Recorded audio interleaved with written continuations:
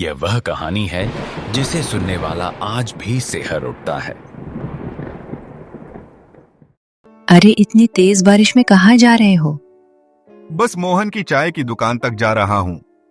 घर में बैठे बैठे मन घबरा रहा है। आज मत जाइए, आज अमावस्या की रात है। हाँ, मुझे पता है। तो आपको ये भी याद होगा कि 30 साल पहले इसी अमावस्या की रात आपके साथ क्या हुआ था? हाँ कमला, सब याद है। लेकिन मैं गांव से बाहर नहीं जा रहा। बस चाय पीकर 2 घंटे में वापस आ जाऊंगा। फिर भी मेरा मन अशुभ महसूस कर रहा है। आपकी तबीयत भी ठीक नहीं है।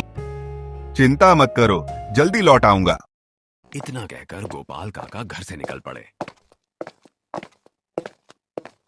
उनकी पत्नी कमला उन्हें रोकना चाहती थी, लेकिन वह मानने वाले नहीं थे।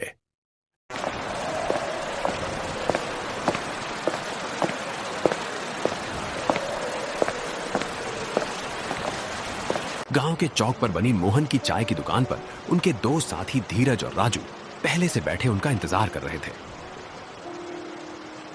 यार, काका अभी तक नहीं आए। लगता है आज नहीं आएंगे। चलो उनके घर चलते हैं। नहीं भाई, पिछली बार उनकी पत्नी ने बहुत डांटा था। तभी दूर से गोपाल काका आते दिखाई दिए। काका, हमें लगा आज आप नहीं आओगे। बारिश की वजह से देर हो गई। सभी बैठ गए। गरम चाय आ गई। बाहर बारिश हो रही थी और भीतर कहानी सुनने का माहौल बन चुका था। आज किसकी बारी है कहानी सुनाने की? काका, आज रविवार है, आपकी बारी है। गोपाल काका मुस्कुराए। ठीक है, सुनो। ये बात तब की है जब मेरी उम्र करीब 17 साल थी। उस समय मुझे मटन खाने का बहुत शौक था। शाम के करीब 6 बजे मैं घर पहुंचा और माँ को जगाया। माँ, बहुत भूख लगी है। रुक बेटा, अभी खाना बनाती हूँ। आज सब्जी नहीं, मटन खाना है। माँ ने तुरंत मना कर दिया। आज अमावस्या है, आज मांस नहीं खाते। माँ, ये सब अंधविश्वास है। फिर भी नहीं। अगर नहीं बनाया तो मैं खाना नहीं खाऊंगा। आखिरकार माँ मान गई। ठीक है, लेकिन जल्दी जाकर जल्दी लौट आना। रास्ते में कहीं मत रुकना। ठीक है। मैं पैसे लेकर निकल पड़ा।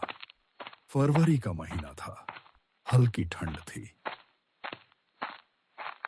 रास्ते में मेरा दोस्त विक्रम मिल गया। कहाँ जा रहे हो? मटन लेने। दोनों स्कूल की बातें करने लगे। बातों बातों में समय निकल गया और अंधेरा हो गया। जब मुझे याद आया कि माँ इंतजार कर रही होंगी, तो मैं भागते हुए कसाई की दुकान पहुंचा, लेकिन दुकान बंद हो चुकी थी। मैंने सोचा कि उसके घर चला जाता हूँ। पहले भी पिताजी के साथ कई बार गया था। घर पहुंचकर आवाज लगाई। कुछ देर बाद करीम चाचा बाहर आए। इतनी रात को मटन लेने आया हूँ। दुकान तो बहुत पहले बंद कर दी थी, लेकिन थोड़ा बना हुआ रखा है, ले जाओ। उन्होंने खाना पैक करके दे दिया, फिर बोले, रात बहुत हो गई है, यहीं रुक जाओ, सुबह चले जाना। लेकिन मुझे माँ की चिंता थी। नहीं चाचा, माँ इंतजार कर रही होंगी। मैं वापस निकल पड़ा।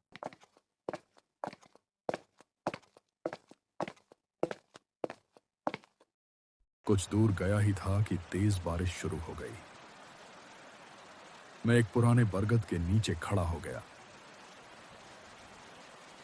बारिश इतनी तेज थी कि कच्चा रास्ता पूरी तरह कीचड़ में बदल गया। मुझे मजबूर होकर दूसरा रास्ता लेना पड़ा।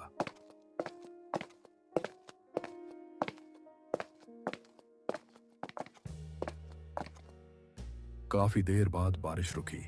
चारों तरफ घना अंधेरा था। सन्नाटा ऐसा कि अपनी सांसों की आवाज भी साफ सुनाई दे रही थी। तभी दूर पुराने कुएं की तरफ से किसी की आवाज आई।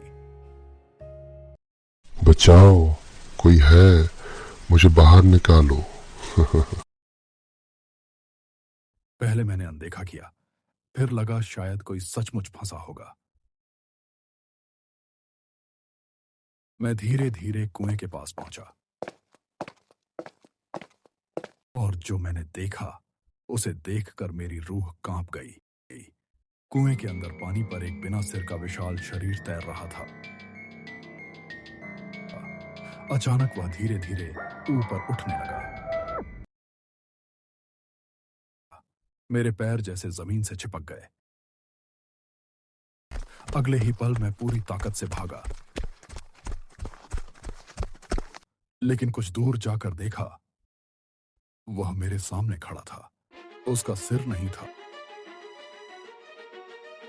लेकिन उसकी आवाज मेरे कानों में गूंज रही थी।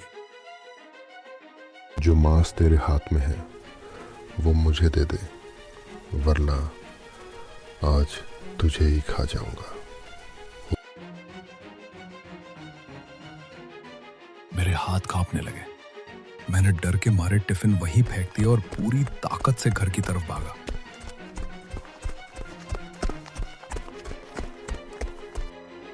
जब घर पहुंचा तो मां दरवाजे पर रोती हुई मेरा इंतजार कर रही थी।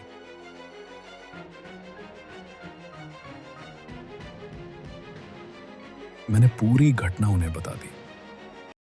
उन्होंने तुरंत घर के मंदिर में दीपक जलाया और बोली, मैंने मना किया था, अमावस्या की रात मांस नहीं लाते। गोपाल काका ने कहानी खत्म की तो चाय की दुकान पर सन्नाटा छा गया।